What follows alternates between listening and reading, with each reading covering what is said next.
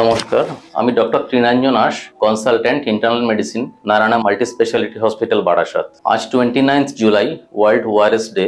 সেই জন্য ওআরএস এর অ্যাওয়ারনেস বাড়ানোর জন্য আমরা এই দিনটিকে উদযাপন করি। ওরাল রিহাইড্রেশন সলিউশন একটা সলিউশন যেটা বাজারে প্যাকেট আকারে একটা পাউডার পাওয়া যায়, 20 গ্রাম মতো ওজন, 10 থেকে 15 টাকা দাম। সেটা 1 লিটার পানীয় জলের সঙ্গে মেশালে একটা সলিউশন তৈরি হয়, যেটা আগে থেকে স্ট্যান্ডার্ডাইজ করা থাকে।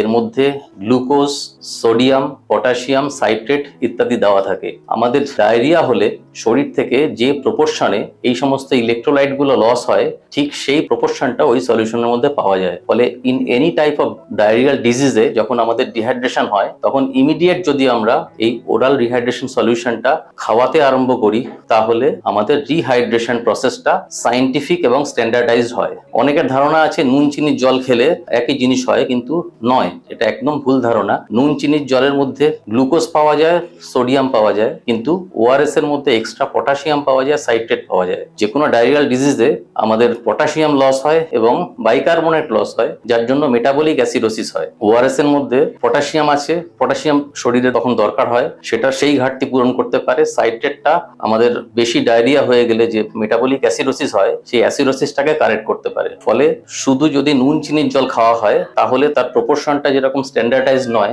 সুগারের পরিমাণ বেশি হয়ে গেলে ডায়রিয়া কমতে চায় না, নুনের পরিমাণ বেশি হয়ে গেলে সোডিয়াম বেড়ে যেতে পারে, কম হয়ে গেলে সোডিয়াম কমে যেতে পারে। ফলে রোগীর সুস্থতা ডিলে হয় এবং অনেক সময় রোগীকে ভর্তি করতে হয়। কিন্তু ওআরএস যদি প্রথম থেকে খাওয়ানো আরম্ভ করা যায়, তাহলে মাইল্ড টু মডারেট ডিহাইড্রেশন বাড়িতেই কারেক্ট করা যায় এবং অনেক কমপ্লিকেশন আমরা অ্যাভয়েড করতে পারি। বিশেষ করে বাচ্চাদের এবং বয়স্ক লোকেদের ক্ষেত্রে আমরা হসপিটাল অ্যাডমিশন অ্যাভয়েড করতে পারি। এই ব্যাপারটা খুব ইন্টারেস্টিং হচ্ছে গিয়ে, ওরাল রিহাইড্রেশন সলিউশন 1960 সালে এটা আবিষ্কার হয়েছিল এবং 1971 সালে আমাদের বাংলাদেশ যুদ্ধের সময় এটা প্রয়োগ করে তখন একটা কলেরা আউটব্রেক হয়েছিল।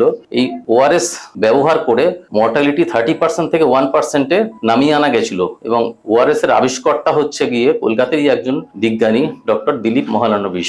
1978-এ 1978 সালে WHO এটা most important invention of 28th century in medical side এই আখ্যা দিয়েছে। সেই জন্য আজকে ওয়ার্ল্ড ওআরএস ডেতে আমি সবাইকে বলতে চাই, এনি ডায়রিয়াল ডিজিজে আপনারা বাড়িতে এটা তৈরি করতে পারেন, সঙ্গে সঙ্গে চিকিৎসা আরম্ভ করতে পারেন। এইভাবে অনেক ডেথ এবং হসপিটাল অ্যাডমিশন আমরা প্রিভেন্ট করতে পারি। নমস্কার।